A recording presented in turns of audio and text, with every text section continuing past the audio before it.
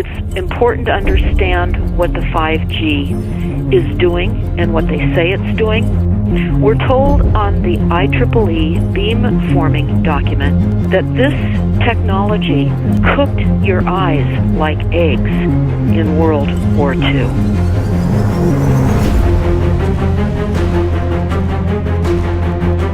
And you all need to understand these are military weapons. These are assault frequencies. If you garner nothing more than that, that's what you need to know. It's microwave radiation warfare, is what this is.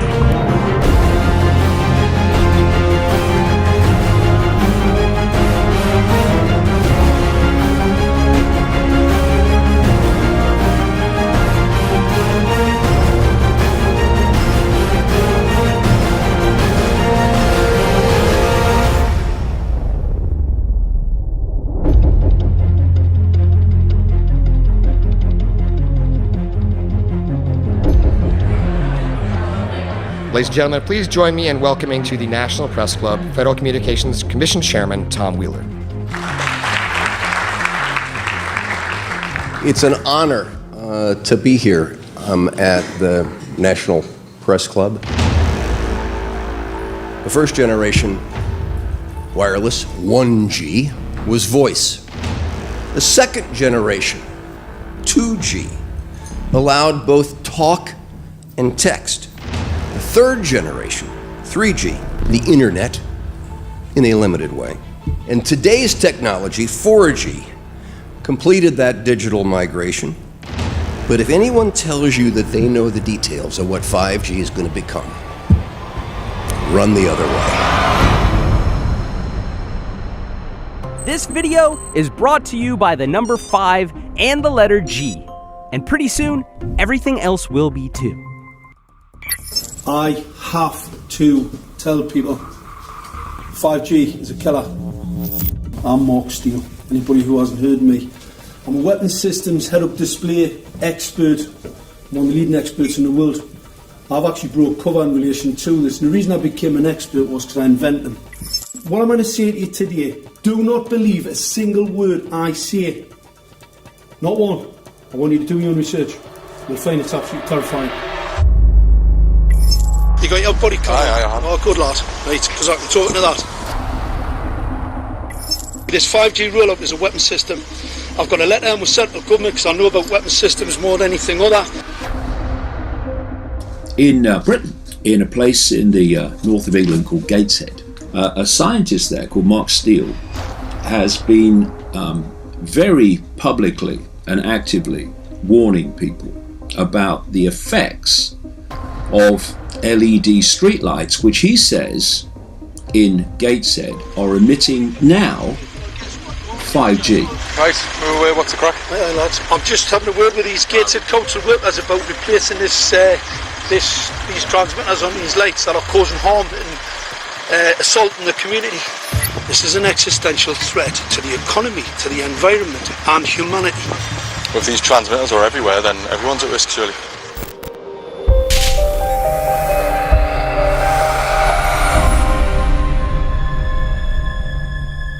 There's a lot of confusion about what 5G is. The G stands for generation. So you started off with the first transmitter system. Back in the 1980s. In the 80s, yeah. So you had 1G, then you had 2G. And as the generations moved on, you started to see more complex signal systems, cleverer pieces of antenna designs, etc., etc. So the whole thing became more data, quicker downloads, etc., etc. However, 5G is something completely different. Alright, let's get a breakdown. Let's tell the people what this really is. This is the 5G transmission device. Blinking heck, that's a hell of a beast, that, isn't it? These are the uninsurable transmitters. Just get a good look at that, guys, because obviously I know there's quite a few experts who want to see more detail about the transmitters and the chipsets. Just have a good look, boys. This is the control management system masquerade. There's an antenna there, you see that? What is this phased array antenna here?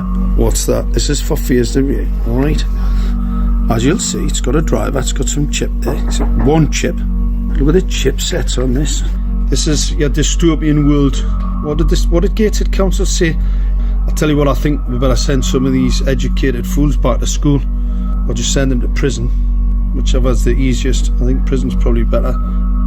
Alright, that's 5G, guys. That's 5G hardware. You must consider the whole part played by electricity in nature. Human beings cannot go on developing in the same way in an atmosphere permeated on all sides by electric currents and radiations. It has an influence on the whole development of man. This life of men in the midst of electricity, notably radiant electricity, will presently affect them in such a way that they will no longer be able to understand the news which they receive so rapidly. The effect is to damp down their intelligence. Such effects are already seen today. Even today, you can notice how people understand the things that come to them with far greater difficulty than they did a few decades ago. Rudolf Steiner, 1924. Rudolf Steiner noted that in 1924, since then our atmosphere has become far more permeated with electric waves of widely diverse types. There's no doubt now that electric waves, electromagnetic forces, cause direct biological effects. There's thousands of peer-reviewed papers on this subject. There's no doubt about it. But what are these effects? How are they affecting us? What can we do about it? We're now at a stage where we're putting in what's called 5G, which is a special type of broadcast for high-density information transfers. And it turns out that this is the same frequency bands that are used in crowd dispersal weaponry.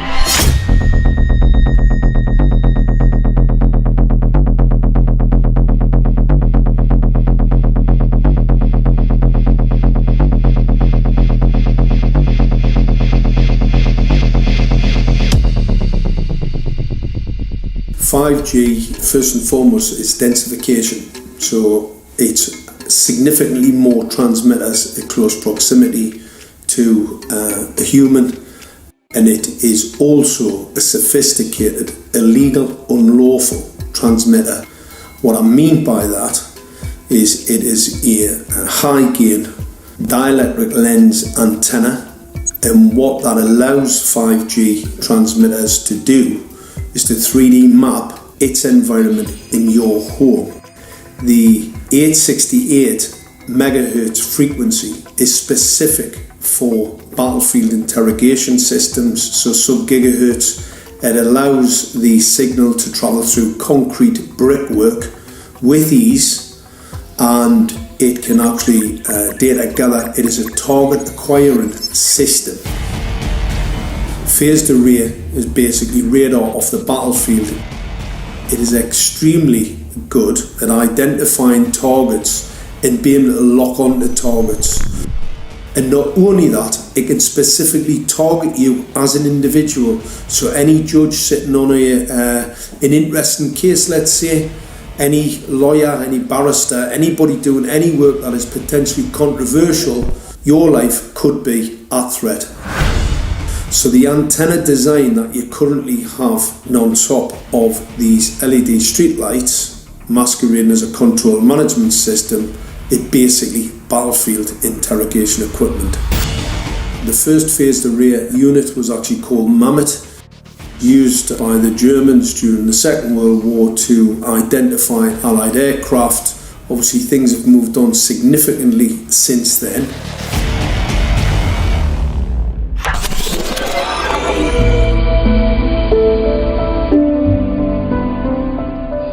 Well, I joined the Royal Navy in 1960, and I specialised in microwave warfare.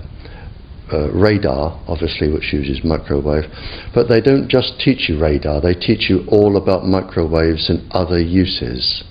So I understood about microwave warfare and how it can damage people, how it can harm people. Microwaves then were used as weapons, as they are today.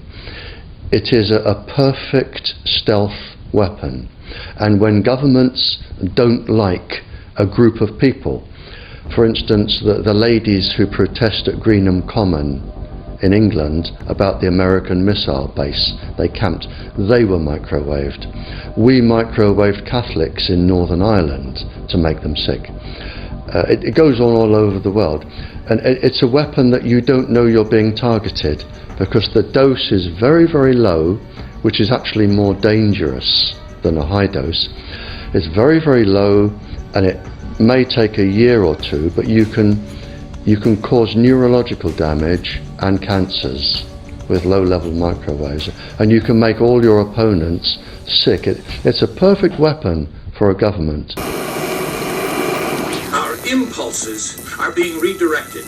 We are living in an artificially induced state of consciousness that resembles sleep. Their intention to rule rests with the annihilation of consciousness. We have been lulled into a trance. They have made us indifferent to ourselves, to others. We are focused only on our own gain. Please understand, they are safe as long as they are not discovered. Keep us asleep, keep us selfish, keep us sedated. Almost immediately, I had neighbours knocking on the door, talking about children bleeding from the nose. I had images posted on Facebook.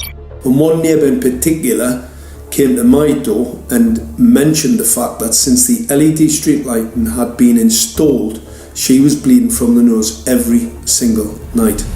I thought it was unbelievable. However, I spoke to another neighbour who lived not far from the first lady who mentioned this, and she also confirmed that since the LED street lighting had been installed, she also had started to develop nosebleeds and had never had nosebleeds before in her life.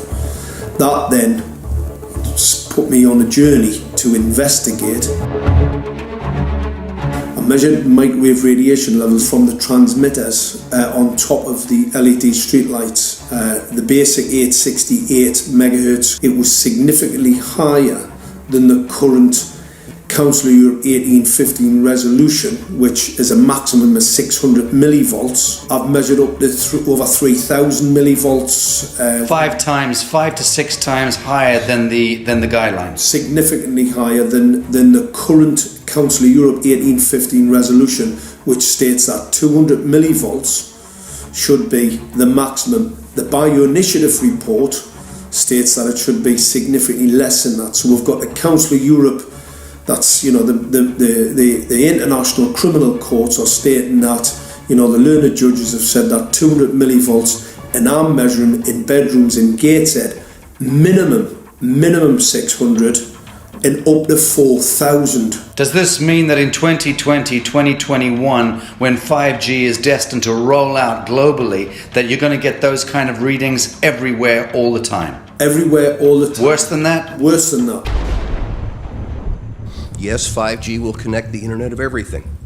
If something can be connected, it will be connected in a 5G world. Hundreds of billions of microchips connected in products from pill bottles to plant waterers, requiring massive deployment of small cells. We won't wait for the standards. Now, to make this work, the 5G build-out is going to be very infrastructure intensive. We must reject the notion that the 5G future will be the sole provenance of urban areas. The 5G revolution will touch all corners, and that's damn important. The interconnected world of the future will be the result of decisions we must make today.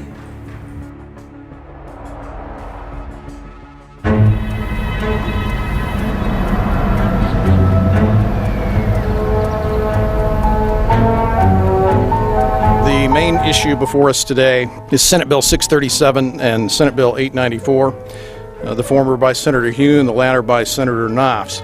We're going to invite the first four witnesses in support of the legislation, and that would be John Jones with Sprint, David Lewis and Andy Emerson with AT&T, Neil Krevda with Verizon, and Frank Iacovetti Jr. with T-Mobile. So be straight with me. Is it true? It could be. No, well, come very, on. very no few scientific cases. proof There at was an all. unfortunate It's really a incident out in complicated Iowa. situation. Look, gentlemen, practice these words in front of the mirror. Although we are constantly exploring the subject, currently, there is no direct evidence that links cell phone usage to brain cancer.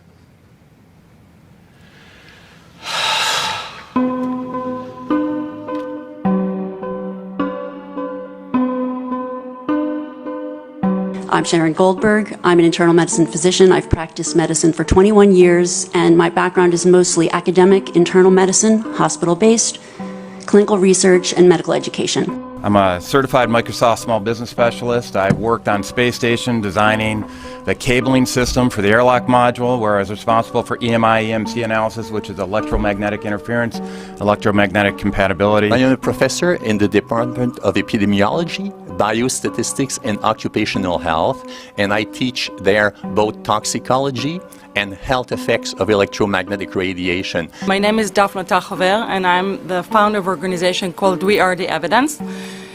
We are an organization that represents the many adults and unfortunately many children who have become very sick from wireless technology radiation. There seems to be a couple false Easter eggs being put out there right now. I want to make sure we dispel that right off the gate. The effects of wireless on health scientifically are very, very clear. So it's always pushed back to the definition of an acceptable level of radiation. And that's what this is, by the way. This is about radiation. Wireless radiation has biological effects, period. My name is Dr. Angie Kolbeck. I've been reviewing the studies showing the impacts of wireless radiation on our health, and there are now thousands of studies showing the following adverse health impacts to wireless radiation: cancer, oxidative damage, DNA failure. Things like memory, dizziness, anxiety, brain fog. Headaches, nosebleeds, cognitive problem, exhaustion. We have evidence of DNA damage, cardiomyopathy, which is the precursor of congestive heart failure. Short and long-term memory loss, decreased attention spans, lower reaction times, even involuntary contractions of muscles causing misalignments of spines and jaws. Breast cancer. We suddenly have breast cancer in women who have no DNA predisposition. Disrupted immune function and change in stress proteins, reproductive and fertility effects. There are dozens and dozens of studies that show beyond any doubt what this radiation is doing to our sperm. Now, if you take the cell phone out of your pocket, the sperm will recuperate within 3 to 4 months. What would not recuperate would be the damage to the DNA of the sperm. That is irreparable. The wife of the ex-governor of Indiana was diagnosed with glioblastoma. Same brain tumor Ted Kennedy had and John McCain had. Did you look at John McCain's scar? This is a cell phone brain tumor. LeBron James, one of our sports people, had a salivary gland tumor. That is another cell phone tumor. You didn't hear about it because immediately after that was discovered, he was paid by Samsung to become their spokesperson. We are seeing increases in brain tumors. We're seeing increases in Alzheimer's. We're seeing increases in all of the neurotransmitter diseases, ALS, Lou Gehrig's disease, Parkinson's. These are all disease systems that are known to be associated with low-level energy exposures. We talk about 24/7, around-the-clock exposure, wherever you are and your whole body. You never get away from it. And it seems from our studies that maybe your immune system can cope with for a time, but it will deteriorate. Then the irradiation will definitely damage cells at a deeper level, and the question is what will then happen? These are out of peer-reviewed papers, so these are not just hypochondriacs thinking that they're doing it. We're having real problems with this. This is no longer a subject for debate when you look at PubMed and the peer-reviewed literature. These effects are seen in all life forms: plants, animals, insects, microbes. So 5G is not a conversation about whether or not these biological effects exist. They clearly do. There is scientifically evidence that is so strong that you can be certain that the standards used by the FCC to manage health effects are wrong. We need to start measuring how much radiation are people being exposed to. before we roll out 5G, there are 4 kinds of electromagnetic fields that we know are harmful to human health. So radio frequency radiation, magnetic fields, dirty electricity, and electric fields, okay? Our exposure, any given person, and all humans are affected by EMFs. What is our exposure in a day? It's not one cell phone. It's cell phones, it's multiple wireless networks, it's smart meters, it's cell towers. It's this sandwich, and it all adds up. The data we're going to look at are all published science, testing results, or public standards. At the bottom end of the radiation scale of what's called power density or signal strength is the minimum level at which cell phones will work, which was found to be 0.2 billionths of a microwatt per centimeter squared. Pine needles were found to age prematurely at 0.000027. At short-term exposures of 0.05, children aged 8 to 17 experienced headache, irritation, concentration difficulties, and behavioral problems. 0.1 is the biobiology or building biology guideline for extreme concern. 1.0 produced sperm DNA fragmentation and a decrease in sperm viability in vitro. Also at 1.0, the science shows the following bodily effects can occur: headaches, dizziness, fatigue, insomnia, chest pain, difficulty breathing, and indigestion. 2.5 saw altered calcium metabolism in heart muscle cells. 4.0, changes in the hippocampus affecting brain memory and learning. And at 6.0, DNA damage in cells. So, where are smart meters on this list? Electrical Power Institute in December 2010 measured a single Itron smart meter with pulses up to 7.93 microwatts per centimeter squared. Our own testing indicated approximately 8.0 with 1 meter. These tests are at a close distance, approximately 1 foot away from the meter, but an infant's crib could be just as close on the other side of the wall where the meter or bank of meters are installed.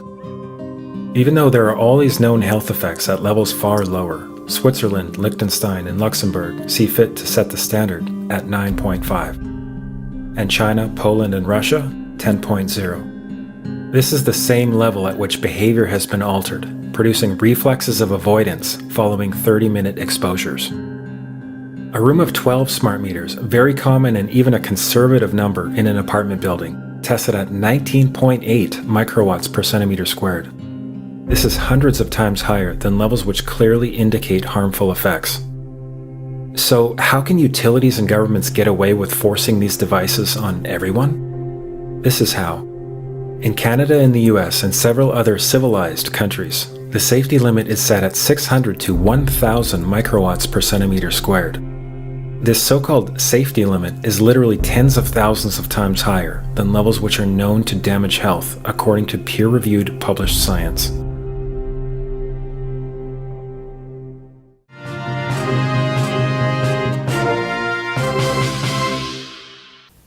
Faster, better, more reliable internet. That's the promise of 5G technology, but there is also the peril. Health hazards associated with radio frequency that is higher also and requires more transmitters and antennas. And the stark, simple fact is the health hazards are unknown and unstudied. And that is a sign of neglect and disregard on the part of the Federal Communications Commission that seems unacceptable. There have been no answers so far. The FCC basically has said everything's fine, but in order to reach a conclusion about the health and safety of this new technology, we need facts. Mr. Chairman, thank you for having this hearing. 5G, as you well know, also uses higher frequency waves that don't travel as far and will rely on a network of hundreds of thousands, potentially millions of small cell sites. And the question then is, are there any health implications, any public safety implications to those additional sites that are likely to be located close to homes, schools, workplaces, and closer to the ground, correct? Correct, Senator. Yes. So my question for you, particularly Mr. Gillen and Mr. Perry, how much money has the industry committed to supporting additional independent research? I stress independent research. Is that independent research ongoing? Has any been completed? Where can consumers look for it? And we're talking about research on the biological effects of this new technology. Thank you, Senator. I think, thank you for your focus on the issue. Safety is paramount, and as you alluded to, we rely on the expert agencies, we rely on the findings of the FDA and others as to the requirements to keep all of us safe.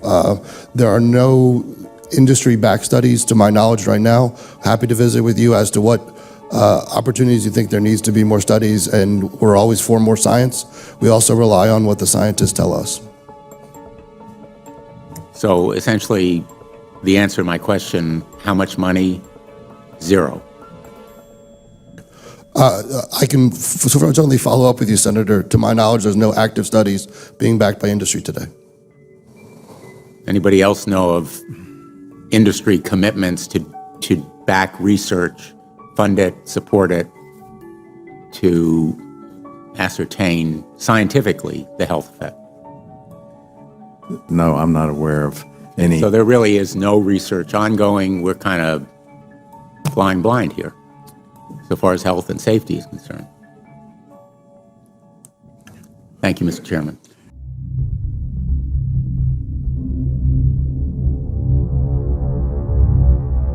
You're a trained medical professional. Yes. We don't have one on the panel.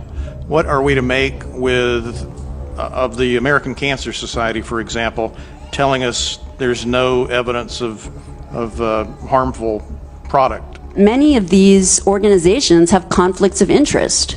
Very briefly, if you can, what do you mean by conflict of interest? One of the first things that you teach residents is that you always have to look at the funding. There's a tremendous amount of sponsored research by people who are hired to do studies to find no effect.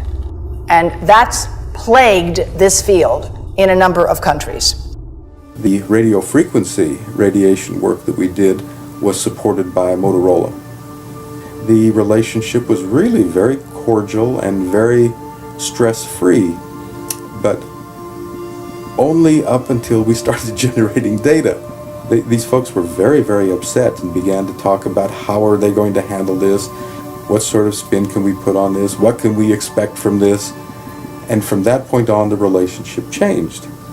What we saw was that Motorola began to exert more and more control over the work, telling us what to do, telling us how to write abstracts, what to say in the abstracts, what to say in the papers, how to do the work.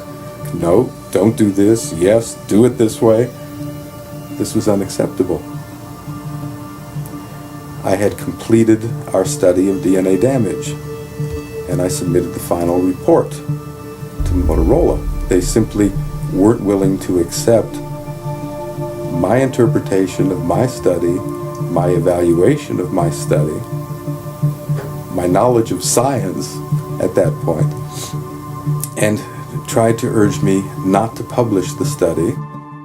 Did you hear about people coming to you as far as having complaints about illness? We were made aware of health complaints following installation of smart meters, and we wanted to verify this using our field work. So I measured the field of about 30 different people while they stood 1 foot in front of the smart meter, and in every single case, the human energy field was obliterated as they stood in front of the smart meter.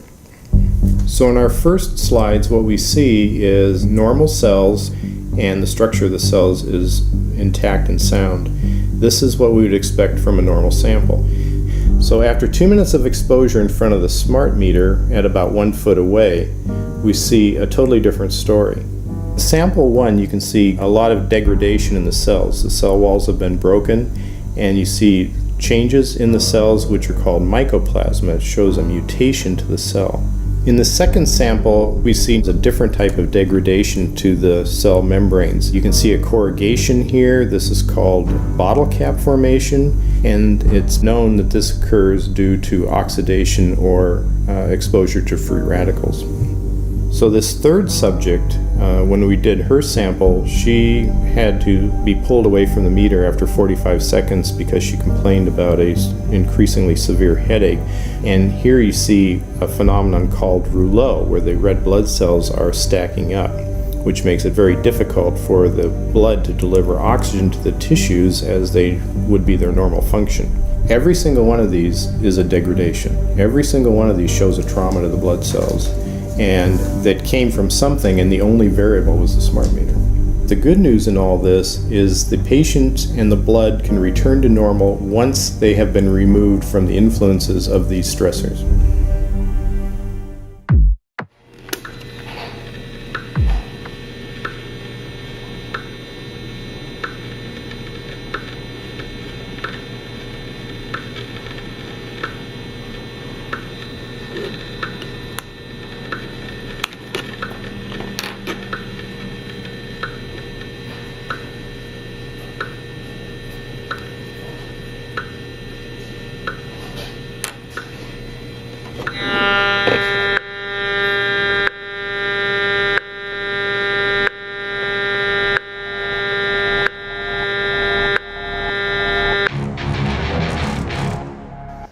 Some of the effects that we can look at, well, one thing is just our regular Wi-Fi, 2.4 gigahertz.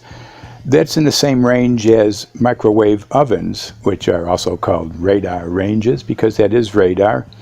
2.4 gigahertz is interesting. It's not the peak absorption rate in water for microwave frequencies, but it's at a point where it allows full penetration, because if it came in at the peak, it would prevent the insides from getting warm.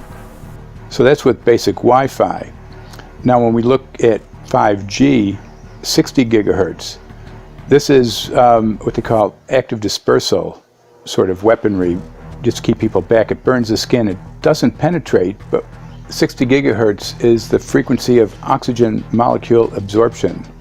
Since they have electrons that they share with each other, what we breathe is actually O2, pair of oxygen. So being bombarded with 60 gigahertz could very well impair our oxygen absorption rate in our body, and thereby the whole basis of our living system. Martin Pall says, putting tens of millions of 5G antennas without a single biological test of safety has to be about the stupidest idea anyone has had in the history of the world. So assessing all this, we have experts in various fields: military EMF weaponry, biological effects on humans, firefighters that are getting cognitive impairment by being there in them, countries that are banning these sort of technologies around schools because of the impairment to cognitive. Let's weigh that up in light of what Rudolf Steiner said in 1924 about just mere radio causing the impairment of cognitive functions on people, that they can receive news from around the world, but they can't understand it as well because of the effect of the electricity. We have to say, something smells sinister here. With the fifth generation, it's actually a whole new ballgame. It's not using the same technology. They're switching to military-grade millimeter wave technology. And when you look at this technology, I mean, if you go and look at DARPA reports, come and look at some of the patents that the United States military has put out on what they can do with psychological weapons, all sorts of things, crowd control, active denial, anything you can think of, this is what they can do with 5G. So any type of military application you can think of which has an electromagnetic base, they can do with 5G. And they're putting this out blanket across the population. Ladies and gentlemen, the President of the United States. Good evening, my fellow Americans.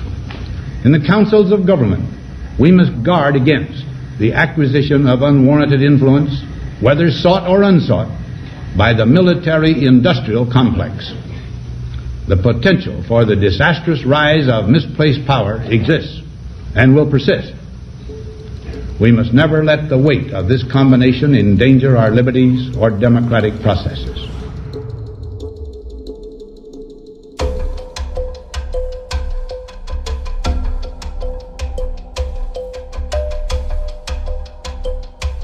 The FCC is a capture agency. They probably conducted what I believe to be the biggest fraud on the public ever conducted. The FCC has been described by Harvard University's Center for Ethics writer Norman Alster as the most captured agency in D.C., acting more as an industry cheerleader than a regulator.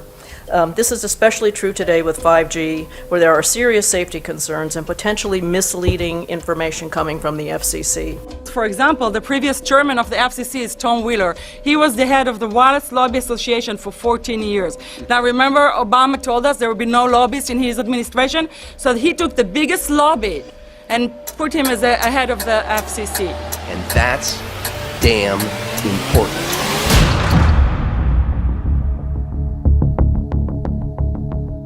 In 1993, the FCC started a rulemaking to adopt the IEEE regulations on this issue. IEEE is an engineer association. Why is it that we adopt regulation of engineers who maybe know how to measure this radiation when it's passing a wall, but not when it's passing a body? All our health agencies objected it, saying that it makes no sense to adopt engineer association, that they had not even one biomedical person on their team. They are effectively indemnified against adverse health impact lawsuits when the acceptable limits are higher than the limits actually shown to show harmful health effects. The FCC guidelines were developed for short-term exposures, 6 minutes, 30 minutes, depending on it's a phone or an outdoor exposure. And they have absolutely no connection to the biological effects that have been very clearly summarized in the Bio Initiative. So as you can see, there's a number of individuals in this room today that have serious concerns about this as regards to their health. If one of your companies decides to put one of these small cells up at a pole that's within, say, 50 feet of one of their houses, what recourse do they have to say, is there a way to move it somewhere else? There's language in the bill so that the authority can require the applicant to come forth with certification of compliance with the FCC's rules related to radio frequency emission. Remember that denial of request or denial permit request that you can put in? It's going to point back to the acceptable levels as determined by the FCC. Not the EPA or not the CDC, the ones who usually take care of health concerns, but by the FCC, which is staffed by former members of the telecommunication industry. That's the fox guarding the hen house. It's a fact that most insurance companies will not indemnify against EMF effects. Telecom companies around the world are warning their investors of potential major costs due to real or alleged risks of EMF pollution from their products. Interestingly enough, they're warning their investors, but they're not telling their customers. They're basically keeping it quiet because that's where their money comes from. So we're using technology that could be very potentially harmful to us, and the investors know it. But their only worry is that they might lose money, not that our health might be affected. First of all, I think what you should really think about is why is it that they're not insured? It's not that they chose to be self-insured. They actually rejected by the insurance company from being insured because they understand the risk. And so the insurance companies, the big insurance companies, will not insure the telecommunications? So there's insurance companies, and then there's what's called secondary insurance companies. Secondary insurance companies are the insurance companies that insure the insurance companies. So in an event, an insurance company, let's say I insure Verizon, and it may not be able to meet the claims, then the secondary insurance company is kicking in. Like Lloyd's of London. Sorry? Like Yes, Lloyd's of exactly. London. So two leading one would be Lloyd's of London and Swiss Re. Both told the insurance company not to insure the wireless industry, and this is why they're not insured. And that should give you a hint. Now, this is exactly why they have to prevent a health lawsuit. And how did they prevent lawsuit? That goes back to Section 704.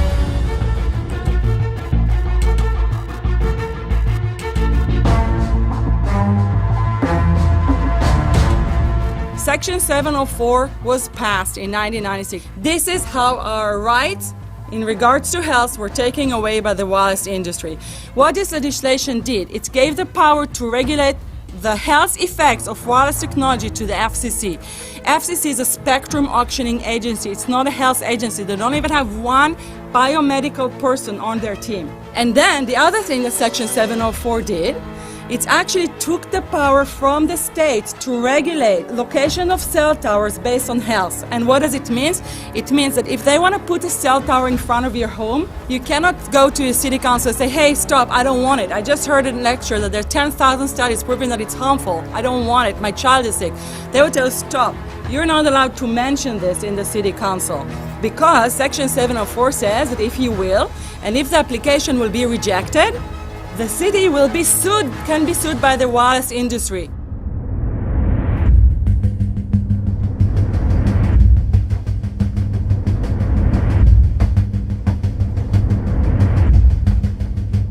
A major U.S. government study on rats finds a link between cell phones and cancer. Very first government study linking the radiation from cell phones to cancer. 2-decade, $30 million federal study out today found there is some evidence of a link between cell phone radiation and brain cancer. Professor, what is the NDP? I've heard that study several times. NDP is what? So it's a $25 million study on rats and mice that was supposed to demonstrate that there were no effects of radiation below thermal.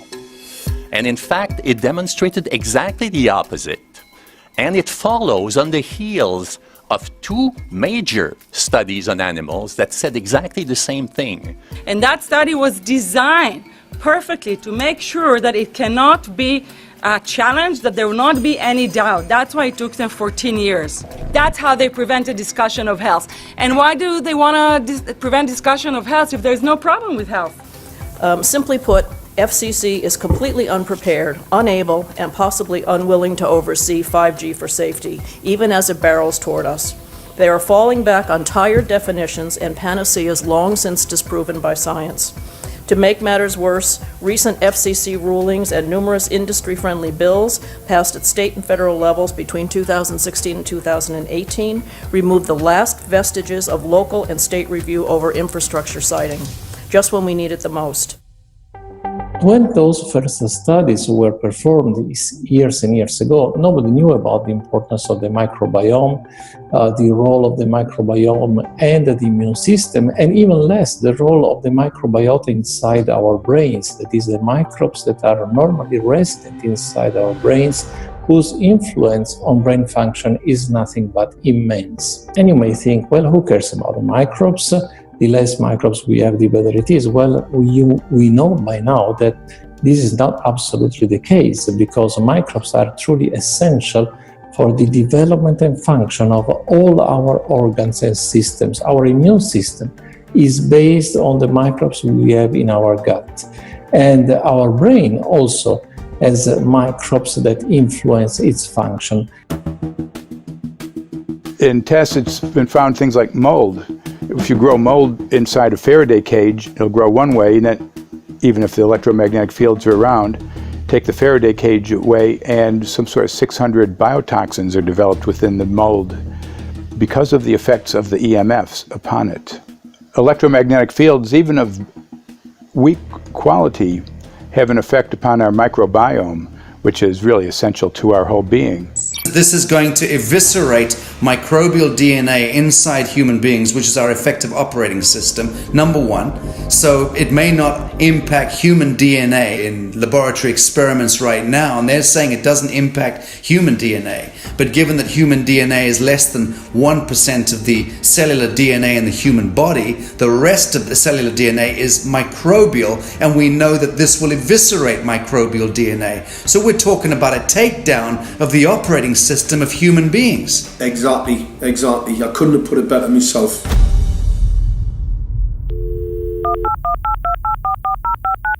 John Brandt. Good morning, Mr. Brandt. Wow, this is Amanda from Virginia. Hi, how are you? Hi, I've been trying to get a hold of you for months now. You guys are covering up chemtrails. No, we are not covering it. We have no reason to cover up chemtrails. Of course, you have every reason to cover it up. Every reason. It's called What losing your reasons job. would that be?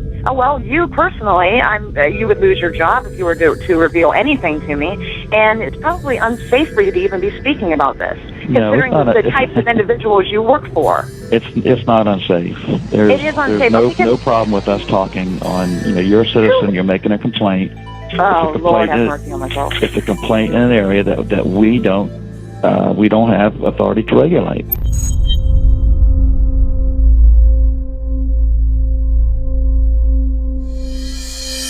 So the connection between chemtrails and 5G. It's all interconnected. The metallized particulates that would allow the 5G phased array, so basically the radar that would allow it to be able to identify you, so it can watch you, it can identify you in your own home 24 hours a day, 7 days a week. For the last X amount of years, we've been through chemtrailing, and that is now the cat is out of the box. We've had these nanoparticulates raining down on humanity for years now, impregnating our bodies, by best accounts staying inside our bodies. Those nanoparticulates, what you're saying, are building up a kind of a phosphorescence glow capability so that we can be flagged up in our homes, behind concrete and steel, inside bunkers, in the basement, doesn't matter where you are. The 5G will be able to now triangulate, map and read you, because you as a living being are impregnated with these nanoparticulates, which are acting as a kind of transmission and reception technology. It's exactly, absolutely exactly. You have to consider that DNA also works as a fractal antenna, which is able to send and receive and also to process signals under the form of radio frequencies. Well, then there is no doubt that artificial radio frequencies, such as those of cell towers, and in particular these new types of towers that have a much higher density of signals, they may somehow interfere with the ability of DNA to retain and transmit biological signals. So this is one level of danger that very few biologists are aware of. How much effort was put forward to address this, what most of these people are, or many of these people are here for, which are the health concerns? Was there any dialogue back and forth? Was there any working? Was there many studies evaluated to look at regarding this area? Maybe not every person that has concerns on the legislation was brought to the table. Okay, so from your perspective, you feel that there was a legitimate amount of time to evaluate the data that the opposition would have on this? Absolutely, and I wouldn't put forth something that I didn't believe in. And I'll tell you, as I mentioned earlier, and it's been commented several times amongst the panel here, this is truly an economic development issue. Our 3-year-old, again at home, is outraged when we pull out the driveway and he's not able to access Wi-Fi.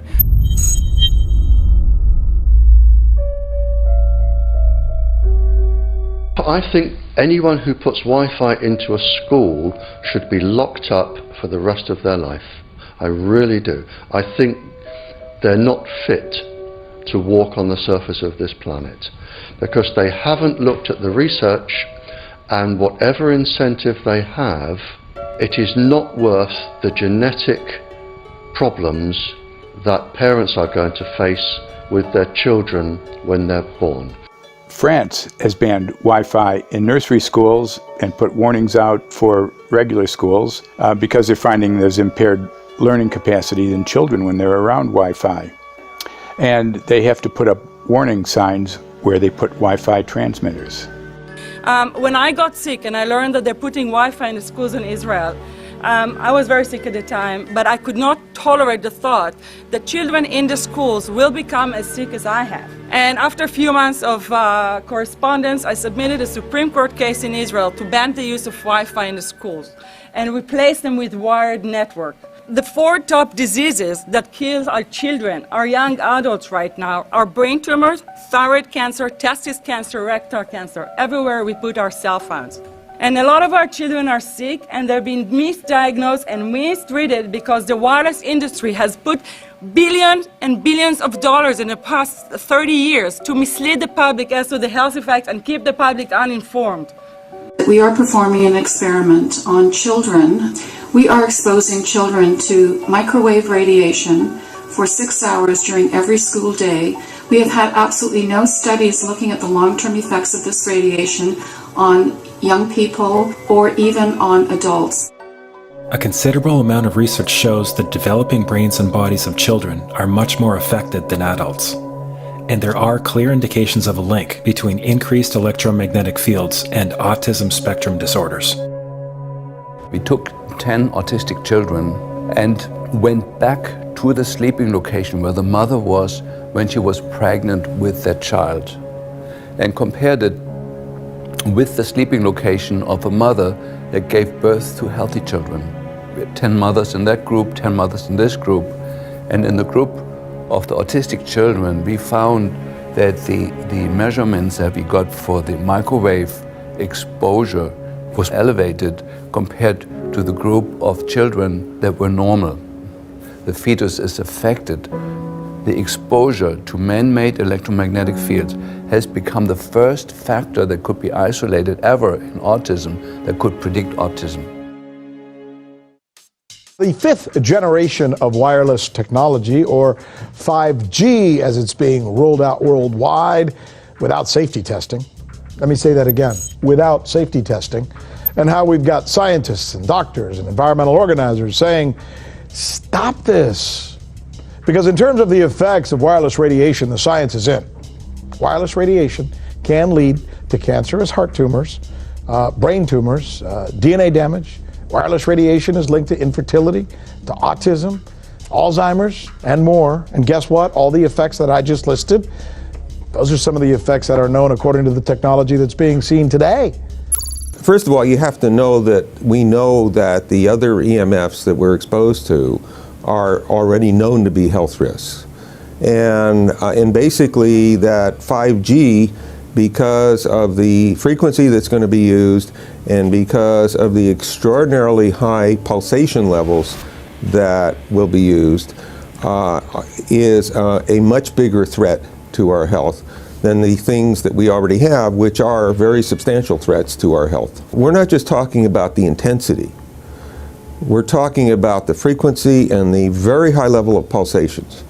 There's a huge literature which shows that pulsed EMFs that pulse up and down very rapidly, are in most cases much more biologically active than our non-pulsed EMFs. Every single wireless communication device communicates via pulsations, but the industry completely ignores this issue.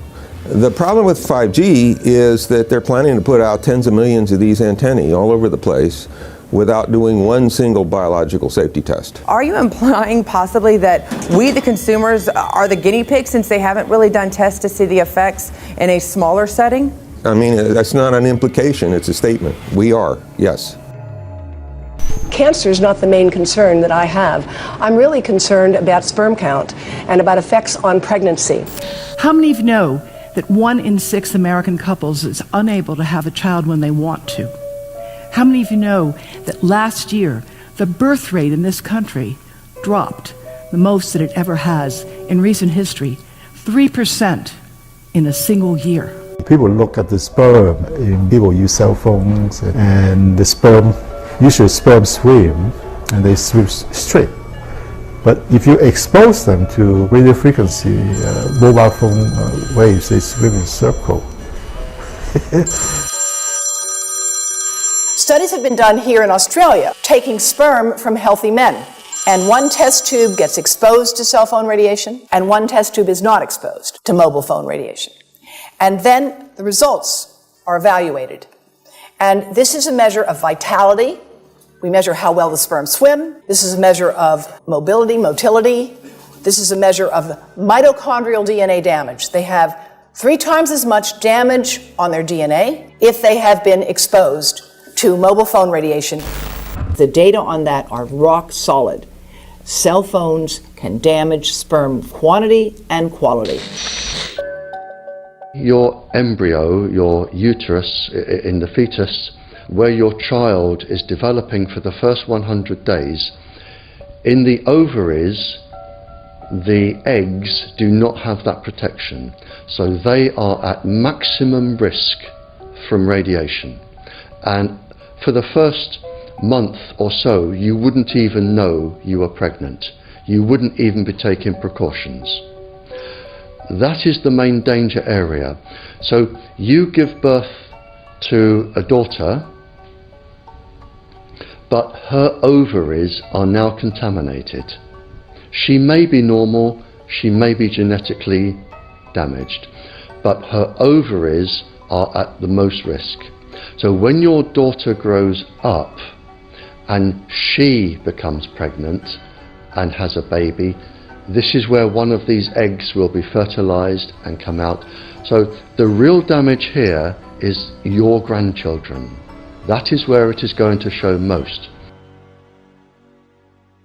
Do you think that there is a chance that within the third generation of females, they may be irreversibly sterile? Not in the third generation, but in the fifth generation, and that would for humans be something in the order of 150 years ahead of us. And of course, then it's too late to say that you are sorry, and it's very too late to say stop. There is a wealth of papers. I mean, we're talking about thousands of published papers in the scientific literature, few of which, or sometimes none of which, have entered the official documentations from authorities and likewise. So I think it's really time to have an independent compilation of data. Such was done at August 31st, 2007 in the form of the Bioinitiative report, of which I was one of the authors. And then we put together approximately 2,000 scientific references on a little bit more than 600 pages, clearly saying that if you, for instance, if you are a rat or a mouse or a cell or a molecule, you should definitely not allow yourself to be exposed to this. And in the meantime, we have this full-scale experiment using our own kids. One interesting case, John Patterson. He was a telecommunications engineer in Sydney, Australia. Very brilliant man. For 20 years, John tested Telstra digital systems. Over the time, he realised the dangers of electromagnetic radiation. It disrupts the bioelectric system of your body, which is really your brain, your nervous system, how your muscles talk. And he tried warning of these effects through different agencies, through his company. Got all the test gear out and measured it and drew up a report, and I was immediately removed from service. Finally, in 2007, he took matters into his own hand. He commandeered a used British Army tank and went and destroyed 6 cell phone towers in Sydney, Australia, because he wanted to stop this. He was trying to make a point. The message was that how dangerous it was. You know, these people were elected by us to manage our infrastructure in a responsible manner. That is the sole purpose of government if it's going to exist at all. And if it doesn't do that, then it has no right. It is invalid. So we need to pull this infrastructure down. We really do. But in order to do that, I mean, we can't just be some violent domestic terrorist. You've got to bring this awareness to the people that these towers are doing them damage. You don't need bandwidth that fast. And they're not doing it so you can download movies quickly. They're doing it so they can track every single thing you do and bring in this social crediting system to control even everything you think. There's a story about a lady called Claire Edwards. She was a United Nations staff member, and she was warning of the potentially catastrophic dangers of 5G technology. I took the issue to the UN Secretary General, Antonio Guterres. He is a physicist and electrical engineer, and lectured on telecommunication signals early in his career, yet asserted to me that he knew nothing about the dangers of 5G. Current public exposure levels are at least 1 quintillion, that's 18 zeros, 1 quintillion times above natural background radiation, according to Professor Olle Johansson of the Karolinska Institute in Sweden. The highly dangerous biological effects of EMFs have been documented by thousands of studies since 1932, indicating that we may be facing a global health catastrophe orders of magnitude worse than those caused by tobacco and cigarettes. 5G is designed to deliver concentrated and focused electromagnetic radiation in excess of 100 times current levels in the same way as do directed energy weapons. There is currently an international appeal signed by 237 EMF scientists from 41 nations urging the UN and particularly the WHO to exert strong leadership in fostering the development of more protective EMF guidelines, encouraging precautionary measures and educating the public about the considerable health risks, particularly the risks to children and fetal development. Sorry, because we are talking with someone that is a little bit ignorant on these things. You're talking to the Wi-Fi systems? I'm worried because I put those devices in my house. I will have to, I confess my ignorance on this. We will have to, but I'm going to raise this with WHO, which I think is the organization that might be able to deal with it properly, because I must confess I was not aware of that danger.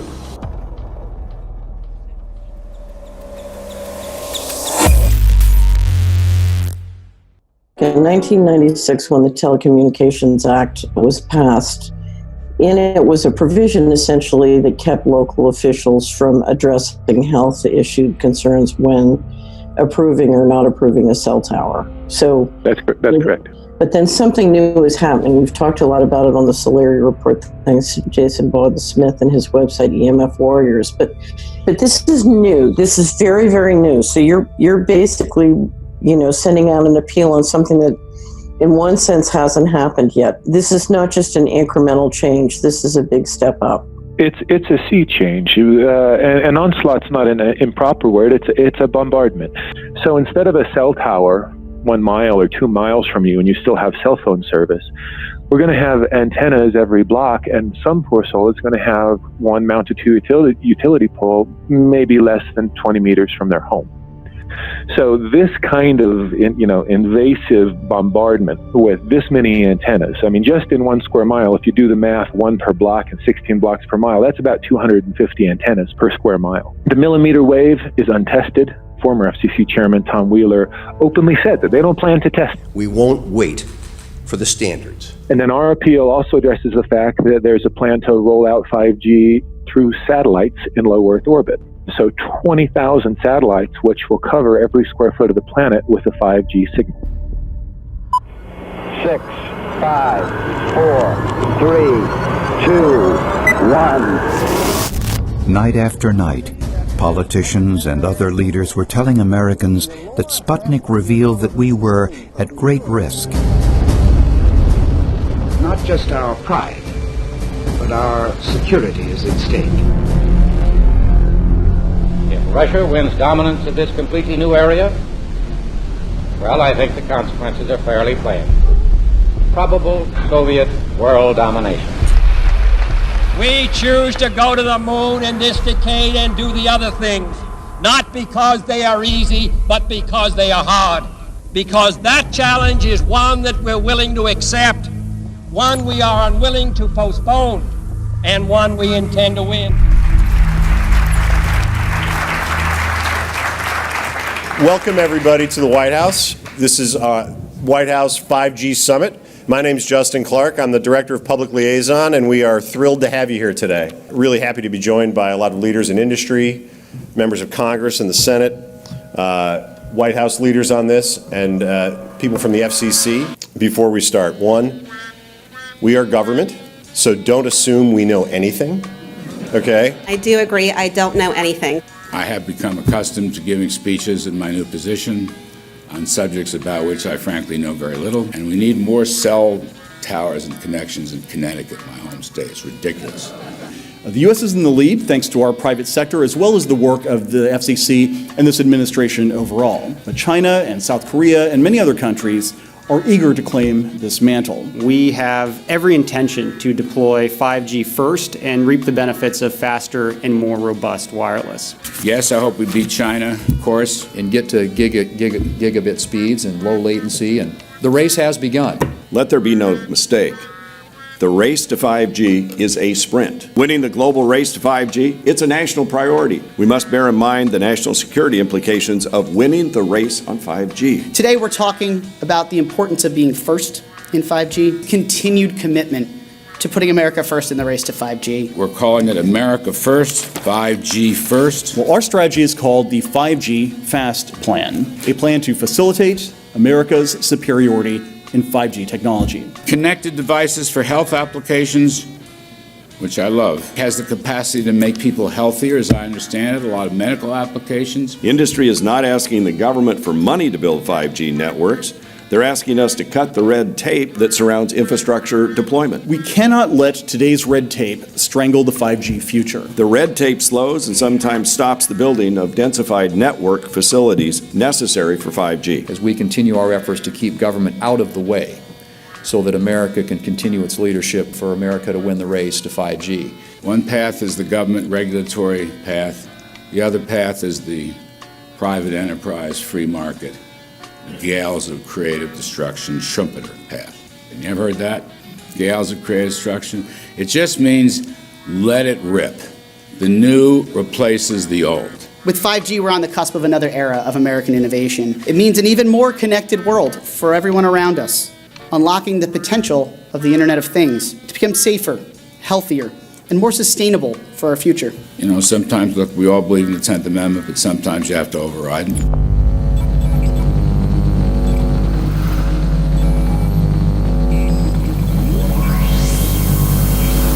By the way, the 1996 bill permits that kind of override. We're not here to be completely heavy-handed, but sometimes you got to do what you got to do. And some of these states or cities that don't want to cooperate want to shake us down. We can't allow obstacles and barriers to stop this movement. That's all.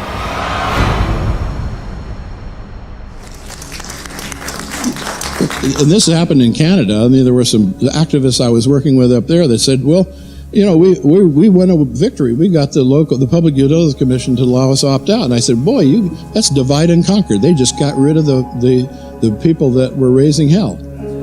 So, you know, that's not the answer. We need to opt out everybody. An opt-out is an agreement to pay to not be harmed. An opt-out is volunteering into extortion. An opt-out says that if I don't pay you, you have the right to harm me. So that doesn't work. This is a mandate. This is being pushed down your throat by a company that is not responsive, by a government that is not responsible, and it's being done in a collusion that's designed to undermine the individual rights of individual people in communities across the country and around the world. The Minister for the Environment has a duty. His duty is primarily to ensure that there is cleaner, better, healthier environment for people in this country. It's a simple duty. He also has a responsibility in regard to science and innovation to make sure that that happens. What seems to be happening here, in fact one could say undoubtedly happening here, is he's using science and innovation to ensure that our right to life is threatened. There have been no public debates. There is no public discourse. There are no public disclosures as to why, when, how, what is going on in regard to 5G. That by itself is a breach of ministerial responsibility, and one which we really should look at in terms of a private prosecution against the ministers who have failed to protect our right to life. Okay, smart technology, smart meters, smart cars, not that smart, huh? What does smart mean? Anything that has smart attached to it, secret militarized armaments in residential technology. That's where smart came from. And smart, every bit of technology that you see today has all been developed for either some type of battlefield, some type of intelligence gathering system, and obviously these developments have to be commercialised, and people have actually took them into their homes. The definition of a smart grid is a wireless system that will fundamentally turn every single appliance in your home into the equivalent of a transmitting cell phone. That's every computer, every television, every furnace, every air conditioner, every coffee machine, every printer, every single appliance that you have in your house will eventually, in a smart grid, have an antenna that's embedded into it that will transmit your usage data to a smart meter on the outside of your home that will then transmit your usage data to another tower receiving that usage signal that will then go to the utility company for supposedly billing purposes. Not all signals will just be about your individual use. There will be aggregate meters that will bounce signal from house to house to house within a neighborhood that will then accumulate all of the usage data that will transmit that to the utility company. Now, what that will do is that the end metering system that is transmitting all of that data will be firing an RF signal at many, many times a second, which will increase the average homeowner's radio frequency radiation exposure exponentially. This picture shows some aphids on the leaf of an orange tree shortly after radar equipment was installed at a nearby airport a number of years ago. I noticed that every few seconds, all the aphids would tense up in unison and do sort of a little dance, as you see in the picture. Upon further investigation, I found that the interval of time between the activity of each dance coincided exactly with the rotation of the radar rotor device at the airport, which was a distance of approximately 14 miles. The antenna arrays create this steerable beam, which helps concentrate the energy. The beams get pointed at the user. What's a MIMO tank? Massive in, massive out. British government have got a plan to roll 400,000 out. This is so that you've got 5G in every nook and cranny, every part of the countryside, so that you can have autonomous tractors, believe it or not. However, those transmitters, these are radar. It is phased array radar. Though that radar signal sweeping the countryside will kill every pollinator, every biological structure, it will sterilise livestock, it will kill the ground, so consequently land won't have a value, obviously farmers will die, the community will be under attack. The community will be under attack. If we can't produce food, if we kill all the pollinators, we're in serious trouble. The takeaway is that 5G, the $1 trillion rollout of 5G by our friendly local government, is definitely a weapon system masquerading as a modern efficiency technology. It most certainly is, and what I put it down to, it's economic terrorism. There is no value, nil, in killing off your population, in destroying your ability to grow food, to kill all your pollinators. They may have a nice financial number on a piece of paper, but in reality, dementia, diabetes, all the things that are currently crippling the NHS, a burden on the country, illness, mental health issues, the focus of that cause can be identified and has been identified in the science. The science is proven. The epidemiological data that we're seeing on the street is now substantiating that science. The DNA inside you, the mitochondrial DNA, you can trace unchanged to your mother, her mother, her mother, right the way back to the beginning of the human race in Africa, the Stone Age. It is unchanged, the mitochondria, and that is being unchanged in your children, which means if you damage it, your child could be genetically damaged, then her child, and her child, and her child, forever. You are condemning the future generations of every single child. There is, however, a light at the end of the tunnel, or there is some ray of hope. Thanks to the principles of biological quantum entanglement that we have learned how to exploit in the field of biology and medicine, now we can transfer the information from the microbial DNA to the human DNA. And in so doing, we can train, so to speak, the microbes to withstand whatever extreme condition they are exposed to, including this new technology. And then we can train them to transfer this resilience of theirs to our DNA. So let's say that there are good reasons to be worried about the introduction of these new technologies, but fortunately, since the knowledge in the field of quantum biology, in the field of microbiome medicine is advancing as fast as potentially harmful technology, then we can exploit this knowledge to protect ourselves from any real potential or perceived danger from these new technologies.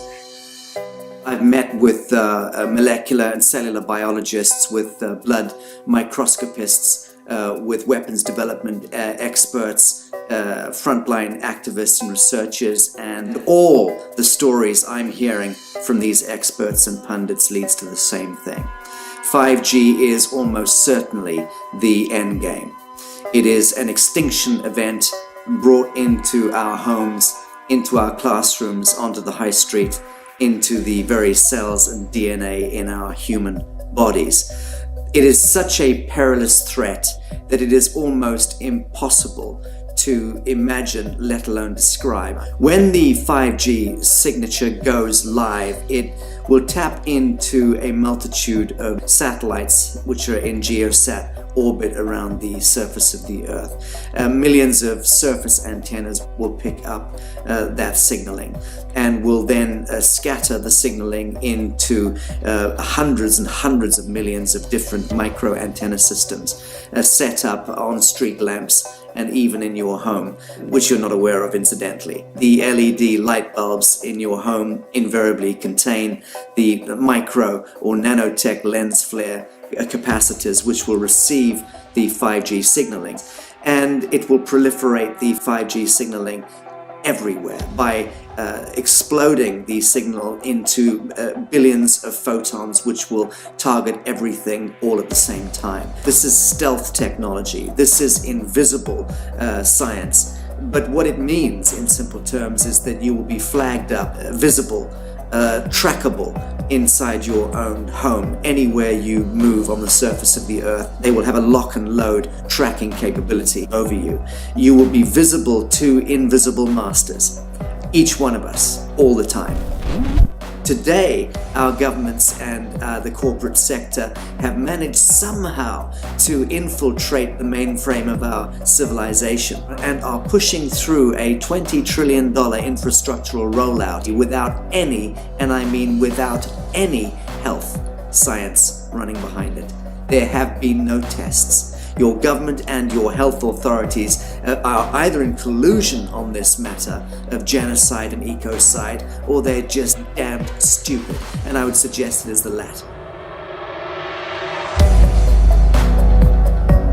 Shame on the technologists and the electricians who are furthering this technology in our homes, in our offices, in our streets. Shame on the legislators and the parliamentarians and the troglodytes and bureaucrats that proliferate our society today. Shame on that echelon for putting their signatures to contracts which allow the fast tracking of this technology into our homes and onto our high streets. Shame on the parliamentarians and international leadership whose wet ink signatures and seals of office are sanctioning and permissioning the rollout of something which is arguably the greatest threat to humankind. Shame on each one of us who now fail to get up out of our homes, walk out of our front doors, and challenge every so-called authority who dares to violate our bodies, our homes, and our future generations.